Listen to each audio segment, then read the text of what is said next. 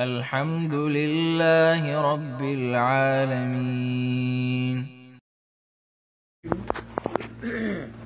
أما بعد، قال الله تبارك وتعالى في القرآن المجيد والفرقان الحميد: أعوذ بالله من الشيطان الرجيم، بسم الله الرحمن الرحيم.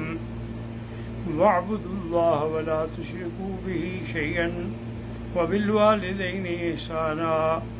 قال النبي صلى الله عليه وسلم: أنت ومالك لأبيك، أنت ومالك لأبيك، او كما قال النبی صلی اللہ علیہ وسلم.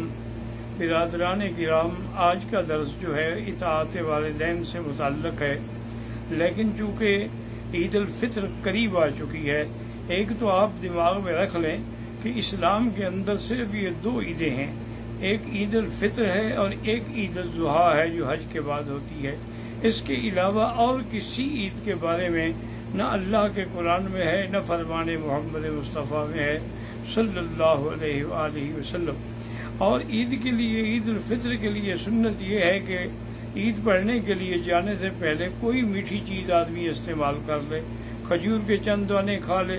جیسے یہاں عرب حضرات کھجوروں کے ڈبے لے کے چلتے ہیں، راستے میں بھی سب کو کھلاتے چلے جاتے ہیں تاکہ سنت جو ہے وہ ادا ہو جائے. پھر وہ میدان عید میں جب جائیں تو تکبیریں کہتے ہوئے جائیں: اللہ اکبر، اللہ اکبر، اللہ اکبر، اللہ اکبر، لا الہ الا اللہ، اللہ اکبر وللہ الحمد، صلی اللہ تعالی علی خیر خلقہ سیدنا محمد وعلی آلہ واصحابہ وسلم تسلیما کثیرا کثیرا. اور اسی طرح یہ بھی سنت ہے کہ جس راستے سے جائیں واپس دوسرے راستے سے آئیں، تاکہ تمام راستوں کے اندر اللہ کی تکبیر، تحلیل اور تسبیح کا زبانوں پر ورد ہو اور اس کا پورے ذکر کا شور ہو، پورے عالم تک مسلمانوں کی اجتماع کی آواز پہنچے. پھر خطبہ امام دینے سے پہلے اگر اچھی طرح مسلمانوں کو نماز پڑھنا سکھلا دیں کہ بھی 6 تکبیروں کے ساتھ انہیں نماز کیسے پڑھنی ہے، تو زیادہ بہتر رہتا ہے کہ لوگ غلطی نہیں کرتے ہیں. اور جنہوں نے صدقۃ الفطر ادا نہیں کیا وہ عید سے پہلے ادا کر لیں، عید کی نماز کے بعد صدقۃ الفطر نہیں ہوگا. اور دوسری بات یہ بھی یاد رکھ لیں کہ یہ لیلۃ العید جو ہے، یعنی عید کی رات جو ہے، اس کی فضیلت بھی ایسے ہے جیسے لیلۃ القدر کی فضیلت ہو. تو لہذا یہ باتوں میں، قصے کہانیوں میں ضائع نہ کریں. اور میری آواز یہاں تک پہنچ رہی ہے، ہر مسلمان اپنے اوپر یہ فرض سمجھ لے کہ اس رات میں نے صرف 2 رکعت پڑھ کے اللہ سے اس کرونا اور وبا کی ٹالنے کے لیے دعائیں کرنی ہیں، تو انشاءاللہ ان کی دعائیں جو ہیں وہ منظور و مقبول ہوں گی. اور دوسرا، آج جو عظیم حادثہ ہوا ہے کراچی میں ہوائی جہاز کا، ان شہداء کے لیے بھی دعا کریں کہ اللہ ان کی مغفرت فرمائے، اور ان کے جو پسماندگان ہیں اللہ ان کو صبر جمیل عطا فرمائے. یہ ایک عظیم حادثہ ہے جسے ہم بھول نہیں سکتے. وہ بیچارے عید کے لیے آ رہے تھے اور یہ فلائٹ عید کے لیے ہی چلائی گئی تھی، لیکن اللہ کی مرضی جو ہے، مرضی مولا ہمیں اولا، اور ہمیں اس پر صرف یہی کہنا ہے: انا للہ و انا الیہ راجعون.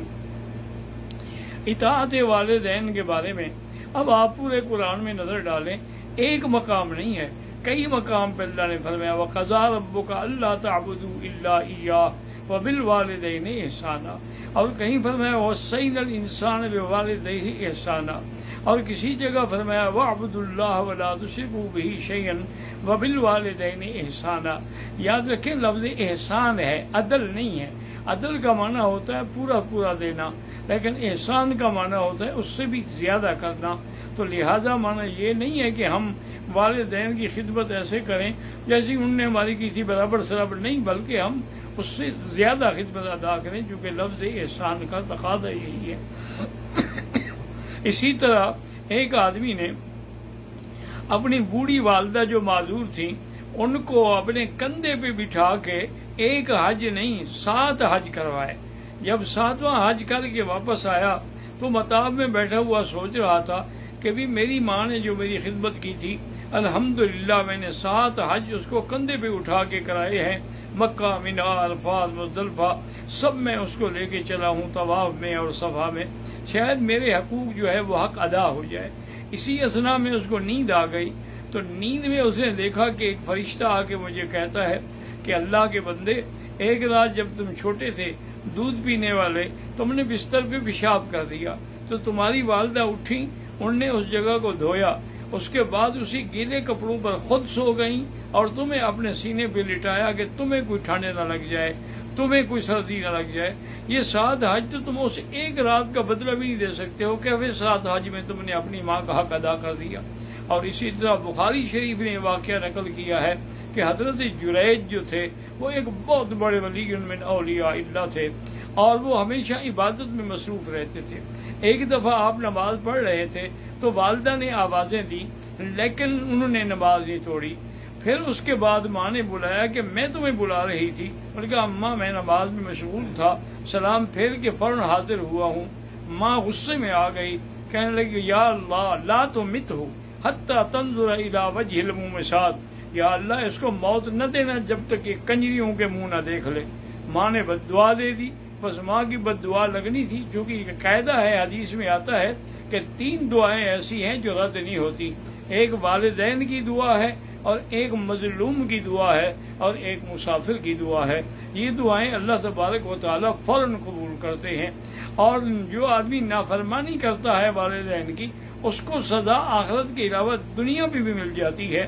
اور اس کی حتیٰ کہ حضور سے کسی نے پوچھا سب سے بڑے گناہ کون سے ہیں یا رسول اللہ، تو آپ نے فرمایا سب سے پہلا گناہ ہے اشراک باللہ، اللہ کے ساتھ شرک کرنا، اور دوسرا سب سے بڑا گناہ ہے حقوق الوالدین، اپنے والدین کی نافرمانی کرنا، اور تیسرا بڑا گناہ جو ہے شہادت الزور، جھوٹی گواہی دینا۔ تو جریج ایسی عبادت میں لگا ہوا تھا، اس علاقے میں ایک بڑی حسین اور جمیل عورت تھی۔ اس نے سوچا کہ اچھا یہ اپنے آپ کو بڑا ولی اور بڑا نیک سمجھتا ہے، لازمی بات ہے یہ چھپ کے سب کچھ کرتا ہوگا، لہذا میں بھی اس کو بہکاؤں گی اور اس کو اس مقام سے چھڑا دوں گی۔ وہ آئی، حضرت سے اجازت دی کہ حضرت میں آپ کے عبادت خانے میں عبادت کرنا چاہتی ہوں، میں آپ کو بالکل ڈسٹرب نہیں کروں گی۔ حضرت نے اجازت دے دی۔ اس نے ہر ممکن ہیلا بہانہ کیا لیکن حضرت نے نظر اٹھا کر بھی نہ دیکھا، تو وہ غصے میں آ گئی اور اس نے جا کے ایک چرواہے سے اپنا تعلق جوڑا اور اس کے بعد اسی کے ساتھ حاملہ ہو گئی، اور جب حمل ظاہر ہو گیا تو اس نے اپنے علاقے میں چیخ چیخ کے کہا کہ لوگوں یہ جس کو تم نے بزرگ بنایا ہوا ہے، پیر بنایا ہوا ہے، اس نے میرے ساتھ یہ زنا کیا ہے اور یہ اس کا حمل ہے۔ بس لوگوں کو سننا تھا، جناب جریج مرد آباد کے نعرے لگ گئے اور انہوں نے آ کے اس کی خانقاہ کو بھی توڑ ڈالا۔ حضرت جریج رو رہے ہیں، ان کے علاوہ ماں سوا اس کے اور کوئی چیز نہیں تھی۔ بہرحال جب وہ بچہ پیدا ہو گیا تو وہ پھر آ گئی لے کے کہ یہ تمہارا بچہ ہے، اس کو سنبھالو، اور ساری دنیا کے لوگ بھی اکٹھے ہو گئے۔ حضرت جریج اٹھے، 2 رکعت نماز پڑھی، اللہ سے دعا مانگی یا اللہ میری عزت کی حفاظت فرما، مجھے پتہ ہے مجھے ماں کی بد دعا لگی ہے لیکن میرے لیے مہربانی کر کے راستہ پیدا فرما دے، اور بچے کو انگلی لگائی اور پوچھا کس کے بیٹے ہو، تو بچہ بھی بول پڑا کہ میں تو فلاں چرواہے کا بیٹا ہوں۔